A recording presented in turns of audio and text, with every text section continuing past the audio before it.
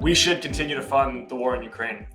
For more than 4 years, I was a Marine officer. I served in both intelligent projections of U.S. military force and dumb wars.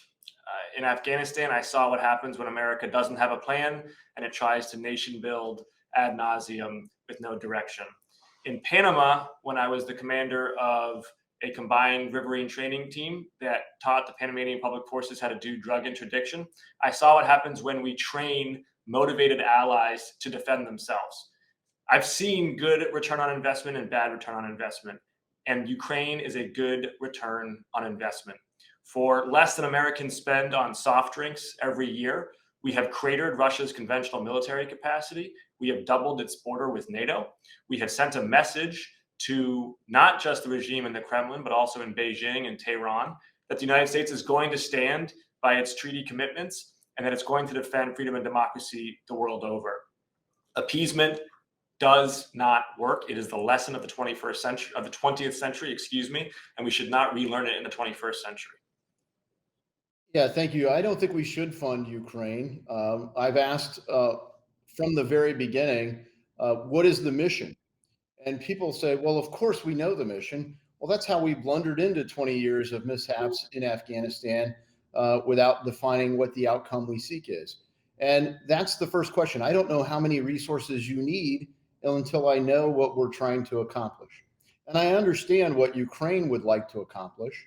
But the question is, no matter how many dollars we pour into Ukraine, do they have the combat power on their own, not without expanding the war, to do what really is necessary, which is Russia unjustly invaded Ukraine. Russia should occupy 0% of Ukraine. Obviously, they occupied Crimea since 2014, and some people say that should include Crimea. You should kick them all the way out of Crimea. The problem is that the State Department, the Deputy Secretary Victoria Nuland there, defines the right mission as regime change in Russia, including war crimes tribunals for Vladimir Putin. And although that would be a just mission, the resources required for that are like World War III. So if we're going to send over some funds and surreptitiously be funding World War III, most of the country doesn't support that. So the question is, when we send money, we should be clear, what is the mission that we're trying to accomplish? Now, they might want to do that in a classified setting, and that's fine. But I proposed the Define the Mission Act back in the summer, and we only got 129 votes. No Democrats voted for it, and frankly, only about half the Republicans. And I think that's what the American people want to know. Define the mission, and then whatever money we give, hold people accountable for only using it for that purpose. Well, let's define the mission now, out in the open, not in a classified setting. The mission is not, as my colleague is asserting, regime change in Russia. No, that is not the policy of the United States government, administration, or Congress. What began this conflict was really even before 2022, was back in 2014, when Ukraine, through its own representative democracy, as a people, self-determined that they wanted to join the West. They wanted to join the West economically. They wanted to join the West politically. They wanted to align with the West militarily.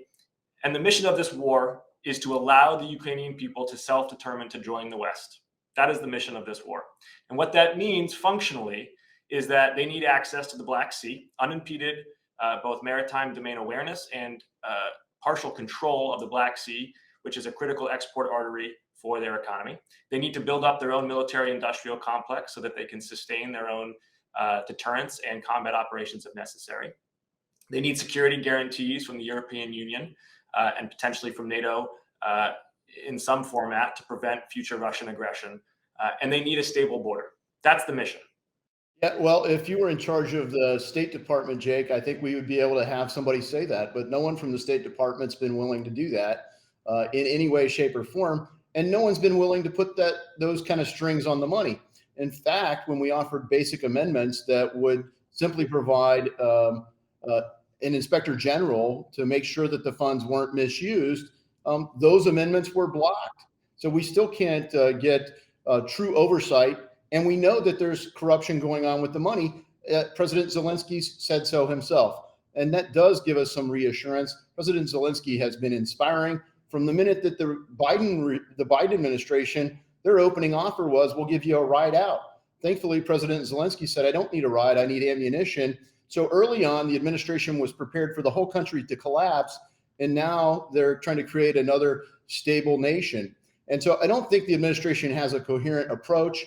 I don't trust them, and they don't make themselves trustworthy because they won't be held accountable for a mission in any setting. There's a lot of spaghetti being thrown at the wall here. I can't tell if you want the administration to be more hawkish or more dovish with Ukraine right now. I'm hearing that first you're upset that they were not hawkish enough at the beginning of this war. By the way, that anecdote about a ride out is not accurate. It's great. It's a great anecdote, but it's not valid.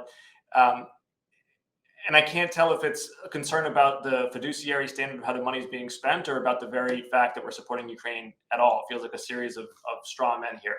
This money is the most audited, inspected money that we send to our allies. And is there some, waste, fraud, and abuse? Of course there is. I mean, it's hundreds of billions of dollars, and no one is ever going to say that every single penny has been spent according to the letter of the law. And by the way, that was true of the U.S. industrial complex in World War II, and Harry Truman became president partly on the back of cleaning that up. Vladimir Zelensky has been a very good steward of U.S. taxpayer dollars, and we certainly expect him to continue to be. But the bigger macro mission here is we are spending small dollars, 5-10% of the annual Pentagon budget, to affect a massive strategic victory, which is to defeat one of our great power competitors and to prevent a further conflagration of war in Europe that would destabilize the rules-based international order that the United States is keystone since World War II.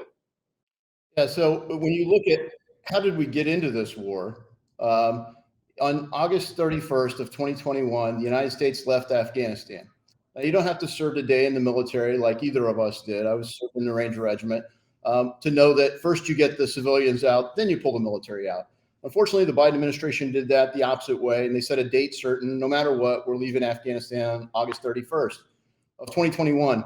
But on January 1st, or on September 1st, the very next day, they entered into a strategic agreement to support Ukraine's membership in NATO and Ukraine's membership in the European Union. This was an escalation of tensions with Putin. That's long been what he calls a line in the sand, membership of part of NATO. And yes, that is part of Ukraine's sovereignty. If they want to be part of NATO as a sovereign nation, they should be able to. But you can't do it in a way that pretends that it doesn't create tensions with Russia. So you saw that kind of brinksmanship, and that's when Russia started moving and massing at the border. And that was the window for a diplomatic effort. And frankly, Blinken and the Biden administration totally botched it. Go to February of 2022. On February 22nd, Jens Stoltenberg, the Secretary General of NATO, said that how important it was for NATO to not just be a defensive alliance, but to be able to project power around the world. Why would a defensive alliance need to be able to project power around the world? And how do you not see that as an escalation if you're Russia? That doesn't justify his invasion, but 2 days later, that's when Putin decided to invade Ukraine. Shortly thereafter, there were opportunities to negotiate for a peaceful resolution, and the Biden administration scuttled that. And who says that? Our NATO allies in Germany say that's exactly what happened. So the administration prevented a peaceful resolution. It's caused hundreds of thousands of casualties on both sides, and the war hawks say it's a great success because we blew up a bunch of equipment, but we also killed hundreds of thousands of people, or they killed themselves. So I think we've provided all the wrong incentives. We've provided an incentive to a war instead of an incentive to a peaceful resolution between neighbors that have long-standing friendly relationships and periodic hostilities. I think we should stay out of it, and we should make sure the war doesn't spread.